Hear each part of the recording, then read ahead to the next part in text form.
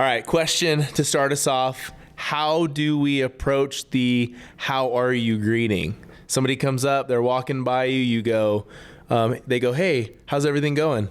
You say good and just keep going, or do you stop and approach it as like, "Oh, let's have a conversation now"? Yeah, no conversation. No. And it's not because you probably don't want to, but people's got their lives. It's kind of I come from West Texas, so it's like, when that happens, "Hey, how are you?" "Good, how are you?" And you just keep going about your business. Okay. But it's still, it wasn't rude, it wasn't mean, there's nothing malicious going on. It's just, "Hey, how are you?" It's just how it goes. Yeah, it's just, everyone's busy these days. So Yeah. I think See, I approach it the good way. I just say good, and then I keep going. I used to be like, you know what? I'll say, "Hey, how are you doing?" And I've just come to know there's somebody that I always, every time that I see them as a student in class, they go, "Hey, how are you doing?" And I go, "Good, how about you?" And every single time they say tired, I'm like, that's an interesting answer to that. It doesn't really match the question, but Yeah. How are you doing? Tired. Would you like to talk? Yeah. The floor is now yours. Tell me why you're tired. And that's kind of how I've started to realize, you know what? No, we're not going to go about that. Yeah. All right, guys, we are here with Coach Cale Sanders for the next episode of the podcast. This week, we are on week 8 versus Oregon Mountain, a home game in district. What should we look forward to against Oregon Mountain? Is this a team that we can get our first district win at home with? Yeah, Alamogordo was a team we could get our first win, and we didn't do it right. Right. But yeah, this is another winnable game, and I hate to even say that, because every time I say we can get these guys, we don't. Sure. But yeah, so Oregon Mountain's beatable, but like I've stated with everybody else, like if we don't show up and do our thing, like they can get us too. They haven't got a win, so they're winless and they're hungry. They're looking at us as an opportunity to win a football game. Sure. And that's what we've been preaching to the kids. Is like they're listening, they're sitting here, telling their kids, this is it. Like, yeah, they're 1-6. They're not even, they're not any better than you are. So the kids are going to come out. They're going to play us hard. So we'll probably get Oregon Mountain's best. So. Okay. Who are the Carlsbad Cavemen? Right now, we're still kind of searching for that, honestly. Okay. I think we're starting to kind of to mold into what we want to be. I think our initial thoughts and direction, I wouldn't say they were wrong, but they've evolved. And really, as a coaching staff, or just all together? As a staff, as a team. Okay. As a program. And I think the program, I don't think anything in the direction of the program has changed, but I think as a team we've changed a little bit. We wanted to come in and do some stuff, be a true blue play action type team, and we've kind of evolved from that. We've kind of thought, we're still sitting on that true blue 50-50 line, which that's where I wanted to be, but it was more of I kind of wanted to ground and pound a little bit more, and we haven't been able to do that. We had some I guess personnel-wise that just wouldn't allow that to happen, and we've adjusted, and I think the kids have done really good, but it takes time with new stuff. And sure. But yeah, so when you ask who the Cavemen are, I think we're still working on that, but in the same breath, what we are is we're tough, gritty kids that aren't quitting. Okay. And we got kids that love the game, love the process, love to be out there. And I'll fight to the death for those kids because they're doing it for us. Yeah. So yeah, I would say gritty right now. I'd also say probably the best 1-5 team in the state. Okay, there you go. If you were going to take any, you look at our schedule, it's been tough, and there's some games that we probably should have gotten that we've dropped, but we're a good football team, and we have some crazy explosive glimpses of explosiveness and some greatness in there. We just gotta get consistent again. Sure, absolutely. All right, Alamogordo. I won't touch on it too much. You talk about all you want. Tell me, walk me through where the, I guess, deficits were that we were just kind of missing out on that we could have maybe capitalized on and changed the game. Well, if you're a spectator, you're going to just jump straight to special teams, right? Okay. And yeah, we did have a special teams boo-boo, and it was at a crucial time. Of course, if that happens any other time, it's like, yeah, that wasn't good. But when it happened, it was a bad time. But we did a lot of things that you just can't do and win football games. You can't miss 26 tackles. You can't have the bukus of penalties that we had. Sure. We can't have onside kicks that don't go our way. There's a plethora of stuff there that's you could probably point a finger at, but it's not a single one. We gave them opportunities. They got some big plays, and we didn't capitalize. We turned the ball over. We gave them a short field. So, yeah, it's just everyone wants to point a finger at this or that, but it's a combined effort, the whole team. So it's just comes back to tightening stuff up and being consistent. Yeah. So with the special teams, is that something that you guys put a little bit of extra emphasis on coming into week 8? Yeah, so we did a little bit different, and we're going to do it again in the morning, but we kind of changed it up, more situational, instead of like, hey, let's work on kickoff team, or let's work on PAT or whatever. So we're making it more of a situational game type. Offense will come out there, we'll do 3 plays. Hey, punt, we didn't get a first down, punt. Oh, he muffed it, we scored. Hey, PAT, just try to work in all of our special. We call it kick the field. Okay. And, it's a lot more situational stuff, and we kind of changed our entire practice this week a little bit to a lot more situational stuff, live, full contact.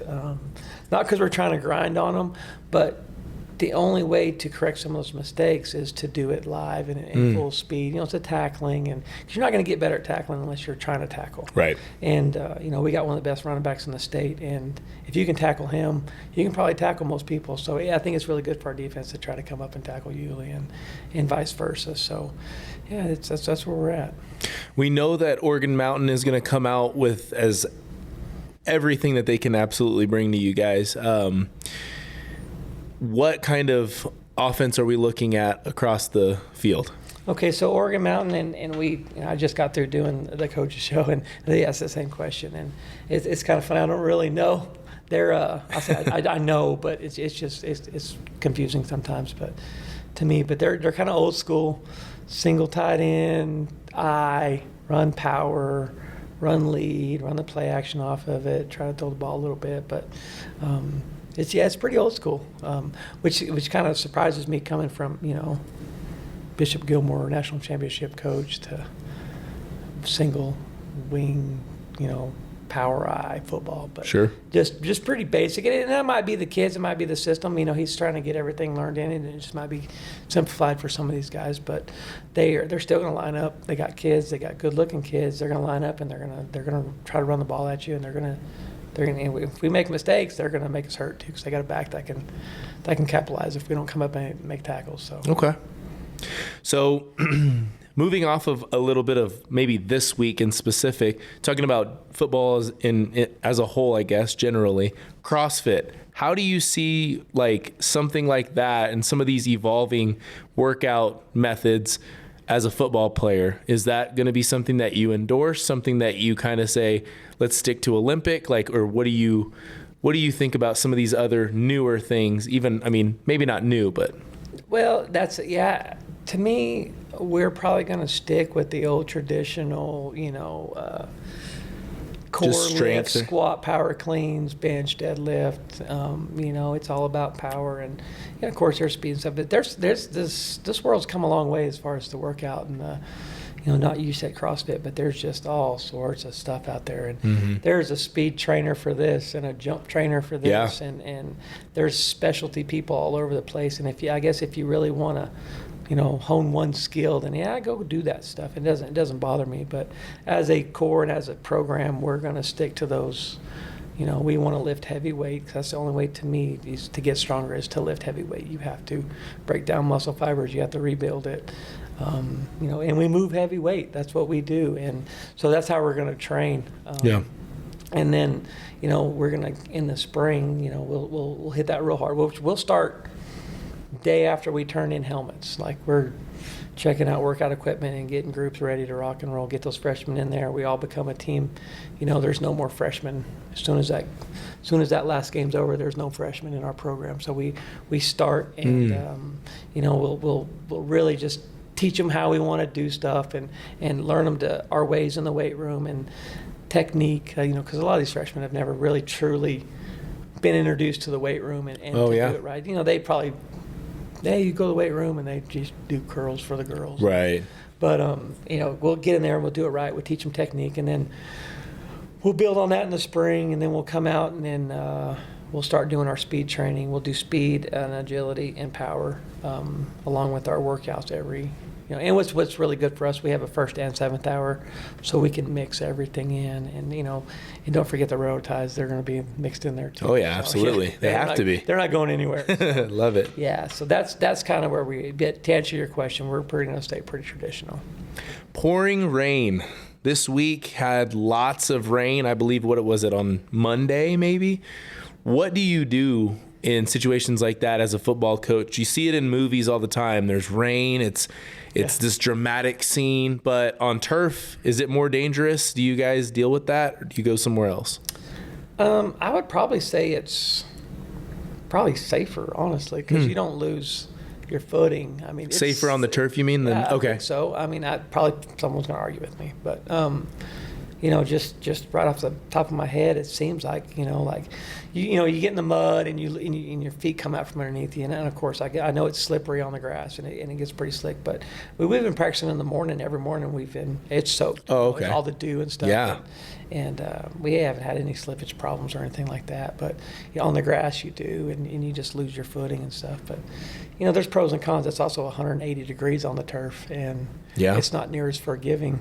Sure. You get a lot of injuries that we probably didn't have 10 years ago because of the turf. And so it's a double-edged sword for sure. All right, so when I see you guys out on the field as coaches, I notice you guys obviously use headsets. You use headsets to communicate up in the booth. You talk to each other, I imagine, on the sideline as well, because you're not always right next to each other. Absolutely. Is there any fun in that? Other than play calling, do we get jokes? Do we have some good stuff in there? Yeah. Do we have any stories? Anything cool that's happened? Probably nothing I don't know what this is rated. But yeah, probably. Okay. Yeah, I mean, it gets pretty comical. Yeah. And it, a lot of times it's comical, the day after. It's not as near as comical, in the heat of the moment. Right. We always thought it would be a really good idea to, like NASCAR, to auction off one of the headsets.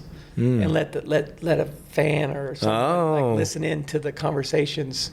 I bet you we could probably make a pretty penny on that. Like they'd have to sign a good fundraiser. They'd have to sign a waiver. Yeah. Like, a non-disclosure. They couldn't talk about what was said, but it gets pretty funny sometimes. But yeah, it's a really good communications. We got the guys in the booth, and we got really good eyes up there, and they communicate stuff. And a lot of stuff, people think it's X's and O's, or this guy's doing that. A lot of it's like, Coach, you got 2 timeouts left, don't forget. Or, hey, Coach, they marked that wrong.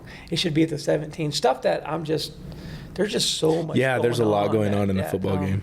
We got some guys in the booth that really help us out, and just those little stuff that you just happen to miss or maybe overthink, or hey, Coach, if they score here, they're up by 7. Let's think about going for 2, or just stuff that because when I'm focused on the offense, I'm like I got the blinders on, and Coach Millard does a really good job of dealing with my little chart that I had actually handed it to him at Alamogordo. I'm like, I don't know. Look at this. When we score, tell me what I need to do. Oh wow. So it's really good communication, and so on my headset I can switch back and forth to the offense and the defensive guys. And so if I need to tell Weiner or anybody on any side, I can just switch it over and talk. Very cool. All right. Yeah, they're expensive too. Oh, I bet. Yeah, they're crazy expensive. So that's why we ain't throwing the headsets and. Oh no, absolutely they're not. Too expensive. That's for the guys that are making the millions. Yeah. To and free equipment. Yeah, they'll get another headset in 20 seconds. Right. It'll take us 8 months. Exactly. Yeah. Sanity as a coach. Who in your life or what in your life helps you balance out? Well, my family, of course. Like that's that's first and foremost. And I got a crazy supportive family.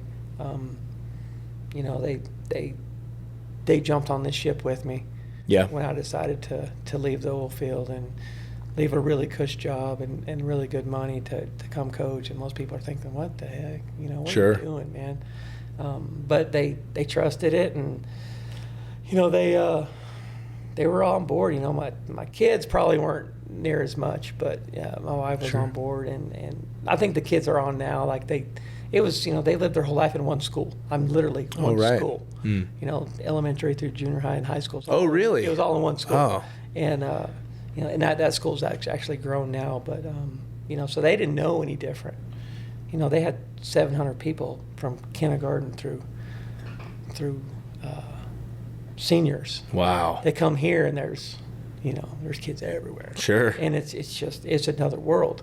So it was a culture shock for them. But I think they're all good. They settled in, and they got their friends, and they settled in, and they've done really well. So other than that, it's probably any waking second I can get that's not football, I want to go fishing. And that's kind of my clear my brain, clear my soul, get on the water, turn the phone off, turn the radio on, and just me by myself on a boat. Oh, so it's a solo act. Yeah. Okay. Yeah, that's my, and hopefully competing, you know. That's, yeah.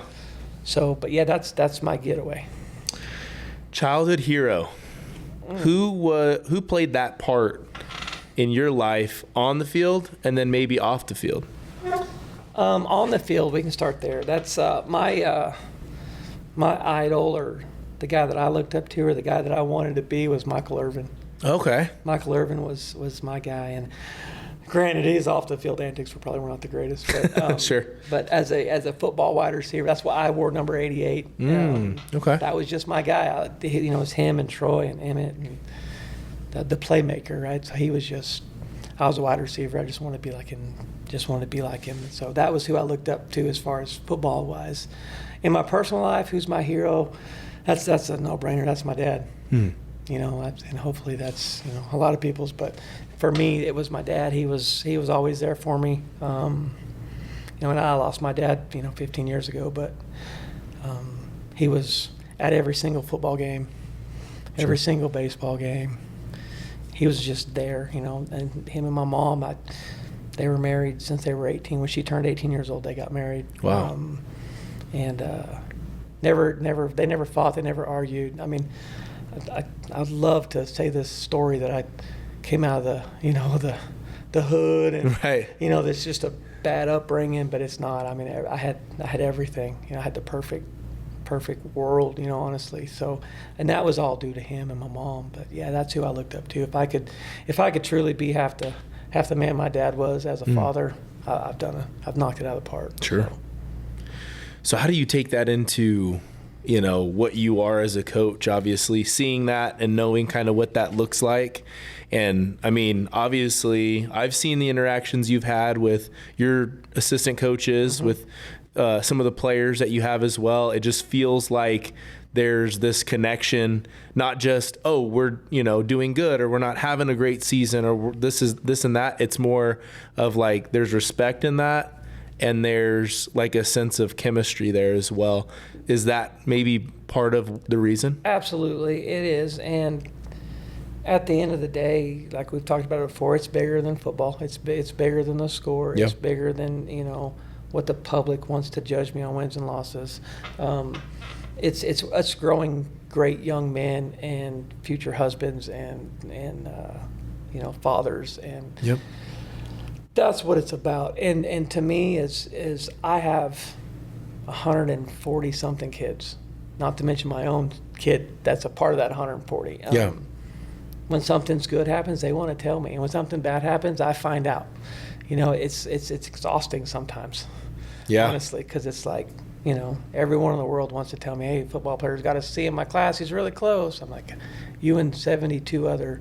But I embrace it. I love it. I want to hear that from our guys, from our teachers, from our public, because we do hold those guys to higher standards. Yeah. And you know, like I said, they're my kids. When they do good, I feel great for them. And when they do, when things don't go their way, I hurt for them too. You know, like we were, you know, Thursday night hurt. Yeah. And there were some kids that were pretty emotional, and it hurt me because these kids are working their tail off, and it's just like watching your boy work really hard to do something, and it doesn't go his way. And that's one of the conversations we had is sometimes in life you're going to do everything right. Everything right. You're going to do everything perfect, and it's still not going to go your way. Right. And unfortunately, that's the harsh reality of the world we live in, and you just can't quit. You can't give up. You know, like I said, it's bigger than football. Yeah. Hopefully we can learn some of those lessons now where we don't have to learn them the hard way. And those are the kids that are going to lead this country, like that group of people. And it's not just Carlsbad. It's those athletes, those guys that are held to higher standards throughout, the world. Those are the people that are going to run the. Yeah, especially early. Yeah. Absolutely. So, God bless athletics and, all the extracurricular activity that's holding kids to, higher standards. So. Absolutely. You mentioned that, you get texts, emails, phone calls about students that, hey, their grade's slipping, this behavior, that behavior. Do you ever get stuff that's, hey, so-and-so helped me after class today and was a phenomenal student? Do you get those, or those kind of just are? I do. They do. Okay. They're not near as, and it's not saying there's not kids the aren't volume, doing it, but it's it's bad news travels a lot faster than good news, right? Right. And but yes, I get those. Yeah. I get the thank yous for sending your kids to help. I get the, hey, I don't know if you know this, but this kid is blah blah blah blah blah. And he's doing phenomenal. Or I understand where this kid's coming from. He's doing a really good job. And I wish I got more of those because they're out there. Yeah. It's what you're looking for, right? If you're looking for bad, you're going to find bad. If you're looking for good, you're going to find good. So I just, want to poke everyone and say, hey, look for some good too. Send that my way too. Right. They're doing it. But we're not out for recognition. It's just part of what we are. And I tell the kids all the time that, when they kind of get off the track or do something silly or, hey, that's not us. That's not what we do. And, of course, you got 140 kids. There are going to be some boo-boos. Oh, yeah. Especially when you're dealing with adolescent teens, Yeah. There's going to be some stuff. But hopefully, we don't make a big enough mistake. It actually truly hurts us as a, I'm not talking as a team. I'm talking personally. Yeah. But hopefully we can learn from it. Do you have the ability to cut guys? Is there a policy like that? Because I know in some sports they have policies that they're just like, we're keeping them. We'll put them on JV if they're not, if their behavior is different than, what we want our program to reflect, but they're still in the program. Or do you make cuts throughout the year where you go, it's not working? We don't have a true blue, like we're going to post Thursday afternoon, that's the football team for this year. Like we don't have that, no. And we don't try to cut people. Some eventually end up cutting themselves. Okay. But football's a game of numbers, and I need every single one of them. And football's a game where, you can have 30 different body types, and I can use 29 of them. It's just I honestly, true blue, need 40 to 50 kids to be legit, and it's not, basketball needs 5. He's just got to find 5 right. kids out of that school. Mm-hmm. Baseball a little bit more, but we got to find a bunch of them, and so no, we don't cut. A lot of the cutting kind of takes. We run a pretty tough off season, and like I said, we hold them to high standards, and we make them do a lot of stuff that if you're not really that guy, it's not for you anyways. Sure. And they kind of weed themselves out. Okay. And we get some guys that come in and come out, and it's a case by case deal. Sometimes kids just need a nudge in the right direction, or hey, that kid's a good one. Let's give him a chance. I know he's a turd. I know he's been in this. He's done right. this. And it's kind of funny on our staff is all the staff, every one of us have a soft spot for somebody, right? The bad apple. Oh, yeah. We're like, hey, give him another chance. Like, I really like this kid. And then everyone else is like, nah, you get rid of him. And there's always somebody. it's kind of cool how it's like different people attached to different kids and be like, no, let me take him under my wing and see what I can do with them. And sometimes they work out, sometimes they don't. Right. But yeah, so we just don't have a true blue cut list. We try to give everyone a chance, and at times there's kids that we just have to say, hey, this is probably not for you. Right. Yeah. Let's try something new. But most of the times the grind and what we do and how we handle ourselves takes care of it. I like the fact that you said, some of you take kids under their wing and stuff like that, because some of these kids, when they mess up, they're used to getting suspended, expelled. We're just done with them. Yeah. And in this case, it's like, no, you're still here. Yeah. Stay with us. You're going to do something, you know what I mean, that's going to hopefully make a difference later on. So yeah, it's crazy. And I tell the kid, I tell my coaching staff, just keep loving on them. Be hard on them, but put your arm around them, keep loving on them. We may do a lot of things wrong. But, a lot of times when your kid's hungry, we got food for them. When your kid's crying because his girlfriend broke up with him, we're the dude in the parking lot talking to him and hanging out with him and patting his back and telling him it's going to be okay. Or that kid that doesn't have a mom or a dad or a grandma or grandpa, or the coaches step in on a lot of those shoes. And yeah, granted, we might call the wrong play every once in a while, but, give us a break, grand scheme of things. Yeah, really. it is one of those things. But yeah, it's and you grow that bond with those kids, and that's to me that's part of it. That's like I said the other day, is when they're sending you a picture of their firstborn or sending you a wedding invitation, that's when you've made an impact. But I know we're getting all in our field. I know. Jeez. Let's talk about. Do you want a tissue? Or No, I don't. But yeah, we're going to win some football games too with those guys too. Yeah, absolutely. All right, this weekend or Friday, we have the Week 8 game against Oregon Mountain. It's a pink out game. That's the theme. We've discussed pink out before in the past. We don't have to get into that too much, but how is there a way to gauge, kind of how many fans we're anticipating this time around, or was it just kind of we'll find out when we get there?